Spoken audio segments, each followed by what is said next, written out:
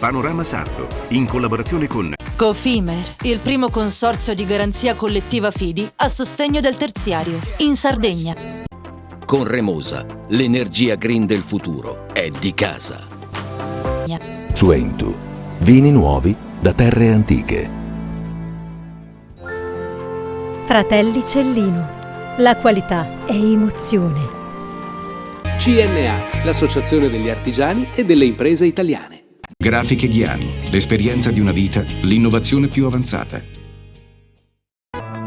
SE Trand, settore ecologia, dal 1979 al servizio dell'ambiente in Sardegna.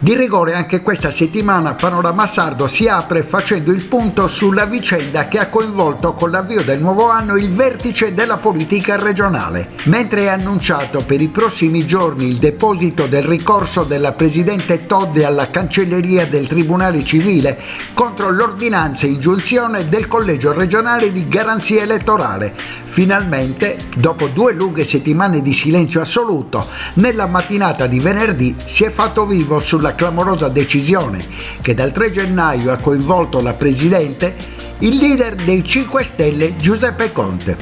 Ho letto le carte e il provvedimento del Collegio di Garanzia e ho consigliato di citare per danni i firmatari che a maggioranza hanno deliberato la decadenza di Alessandra Todde. Noi confidiamo sempre nella magistratura, continua Conte, ed è per questo che le ho suggerito di chiedere al Tribunale Civile di pronunciarsi perché accerti se ci siano dei profili di colpa dei firmatari del collegio operativo nella Corte d'Appello di Cagliari, che è un organo amministrativo, per avere tratto una conclusione palesemente illegittima e infondata, che non ha riscontro in nessuna previsione di legge.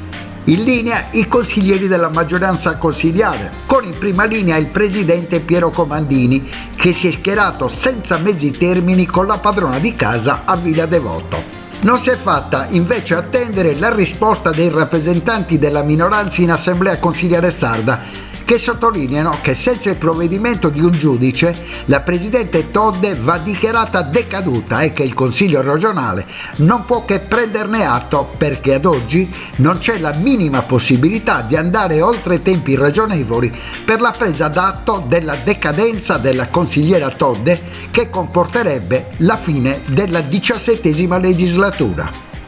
Paolo Truzzu, principale avversario nella chiamata alle urne dello scorso febbraio, è stato il più duro. La Presidente, con le sue dichiarazioni, ha affermato 2 cose talmente differenti ai magistrati e le ha anche messe per iscritto. Molti provvedimenti sono pasticciati, sono fatti con superficialità e questa è la cosa